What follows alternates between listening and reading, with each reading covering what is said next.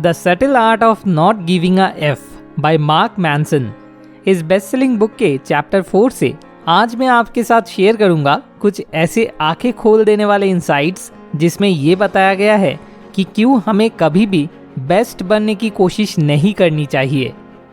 1983 में एक बहुत ही टैलेंटेड यंग गिटारिस्ट था जिसका उसके बैंड के साथ नहीं बन रही थी। एक रिकॉर्ड डील साइन करने के बाद वो अपनी पहली एल्बम रिकॉर्ड करने वाले थे, लेकिन अचानक से बिना किसी वार्निंग या बातचीत के उसके बैंड मेंबर्स ने उसे बैंड से निकाल दिया। उन मेंबर्स ने लिटरली उसे एक दिन नींद से उठाकर घर लौटने का बस टिकट हाथ में थमा दिया और घर वापस भेज दिया। जब वो न्यूयॉर्क से लॉस एंजलिस की बस पर बैठा था, वो ये बार बार सोच रहा था कि क्या गड़बड़ हुई। वो अपने आप से पूछ रहा था, मैंने ऐसा क्या किया कि ये मेरे साथ हुआ, अब मैं क्या करूँगा। एक रिकॉर्ड डील पाना आसान काम नहीं था, खास करके उनके जैसे एक लाउड और रेबेलियस मेटल बैंड के लिए। वो ये सोचना शुरू करने लगा कि क्या उसने एक बड़ा चांस मिस कर दिया। जब तक वो लॉस एंजलिस पहुंचा, उसने अपने आप पर तरस खाना बंद कर लिया था। उसने नया बैंड शुरू करने का फैसला लिया, ऐसा बैंड जो उसके पुराने बैंड से भी ज़्यादा सक्सेसफुल बनेगा। उसने ठान लिया था कि वो अपने पुराने बैंडमेट्स को उनके इस फैसले के लिए रिग्रेट करवाएगा। वो अपने आप को इतना मशहूर देखना चाहता था कि वो उन लोगों को हर जगह दिखे, मैगजीन्स, टीवी और सड़कों पर पोस्टर्स में, हर जगह। वो तो उनकी आंसू से नहाने का भी सपने देखने लग गया था और उसके बाद वो $100 के नोट से खुद को पोंछेगा।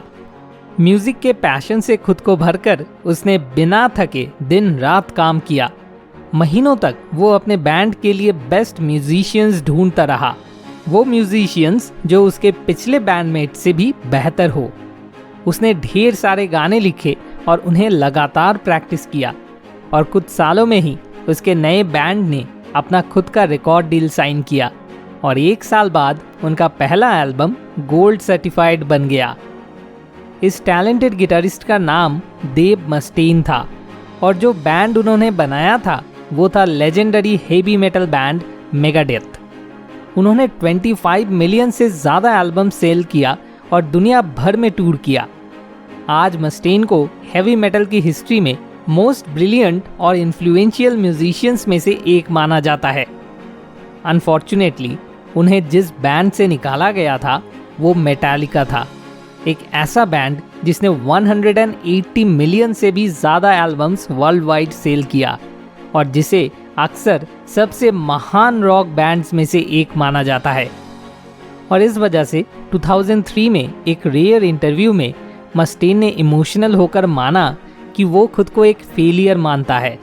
उनके इतने एक्सम्प्लिशमेंट्स अकॉम्प्लिशमेंट्स के बावजूद वो हमेशा अपने आप को मेटालिका से निकाला गया म्यूजिशियन के रूप में देखते थे।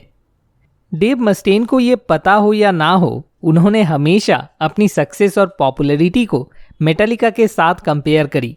उनके पुराने बैंड से बाहर निकल जाने का एक्सपीरियंस इतना दर्दनाक था कि उन्होंने मेटालिका से ज़्यादा सक्सेसफुल बनने को अपने म्यूजिक करियर की मेजरिंग स्टिक बना लिया।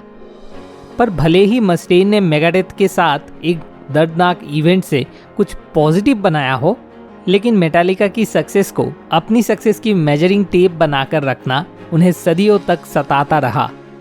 दौलत, शौहरत, फैंस और एक्कोलेट्स के बावजूद वो खुद को एक फेलियर ही समझते रहे। आज आप और मैं बैठकर मस्टेन की सिचुएशन को थोड़ा फनी समझ सकते हैं। ये बंदा जिसके पास मिलियंस ऑफ डॉलर्स है, लाखों फैंस है और ये अपनी पसंद की चीज़ में करियर बना चुका है, फिर भी वो इमोशनल हो रहा है बस क्योंकि उसके 20 साल पुराने रॉक स्टार दोस्त उससे ज़्यादा फेमस है। ये डिफरेंस का रीज़न है कि आपके और मेरे वैल्यूज़ मस्टेन से अलग है। हम अपने आप को अलग स्टैंडर्ड्स के हिसाब से नापते हैं। हमारे लिए सक्सेस कुछ ऐसा हो सकते हैं जैसे मुझे अपनी पसंदीदा नौकरी करनी है, या मैं अपने बच्चों को अच्छी एजुकेशन देना चाहता हूँ, या फिर अगर मैं एक बड़े घर और अच्छी गाड़ी अफोर्ड कर पाया तो मैं सक्सेसफुल हो जाऊँगा। और इन स्टैंडर्ड्स के हिसाब से मस्टेन इनक्रेडिबली सक्सेसफुल है, लेकिन उनके खुद के स्टैंडर्ड के हिसाब से, जो कि है मेटालिका से ज़्यादा पॉपुलर और सक्सेसफुल बनना वो एक फेलियर है। अब चलिए एक पल के लिए दूसरे एक सिनेरियो को सोचते हैं। मान लीजिए अगर मस्टेन मेटालिका से ज़्यादा फेमस बन जाता और 250 मिलियन से ज़्यादा एल्बम्स बेच पाता, तब आपको क्या लगता है कि वो तब खुश रह पाता? शायद नहीं, क्योंकि तब मेटालिका का अपने से और ज़्यादा सक्सेसफुल बनने का डर उनका ज़िंदगी भर पीछा करता रहता। आखिरकार उनका मेटालिका की सक्सेस पर कोई कंट्रोल तो है नहीं। तो उस सिनेरियो में वो थोड़ी सी टेम्पररी खुशी और सक्सेस को चाख पाते, लेकिन वो लंबे समय तक नहीं टिकता या उनकी ज़िंदगी में असली खुशियाँ नहीं ला पाती। जब हम अपनी खुशियों को उन चीज़ों से जोड़ देते हैं जिन पर हमारा कोई कंट्रोल नहीं होता, जैसे कि मटेरियल सक्सेस, पॉपुलैरिटी या फेम, तो हम अपने आप को ज़िंदगी के एक पॉइंट में सैडनेस का सामना करने के लिए छोड़ देते हैं। इसलिए ज़रूरी है कि हम अपनी खुशियों को उन चीज़ों से जोड़ें जो पूरी तरह से हमारे कंट्रोल में है, जैसे हमारा माइंडसेट, एटीट्यूड और ग्रैटिट्यूड। तभी हम एवरलास्टिंग जेन्युइन हैप्पीनेस को पा पाएंगे। अगर एक ही लाइन में इस पूरी वीडियो की मैसेज देना हो तो वो होगा, अगर आप खुश रहना चाहते हैं तो बेस्ट बनने की कोशिश ना करें, बल्कि अपना बेस्ट करने की कोशिश करें। ये आंखें खोलने वाले इंसाइट्स मुझे मार्क मैनसन की book the subtle art of not giving a F से मिली है। अगर आप इस इंटरेस्टिंग कंसेप्ट के बारे में और गहराई से जानना चाहते हैं तो मैं आपको हाईली रिकमेंड करूंगा कि आप इस बुक को नीचे दिए गए लिंक पर क्लिक करके खरीदें। Thanks for watching. More wisdom, more solution, better life.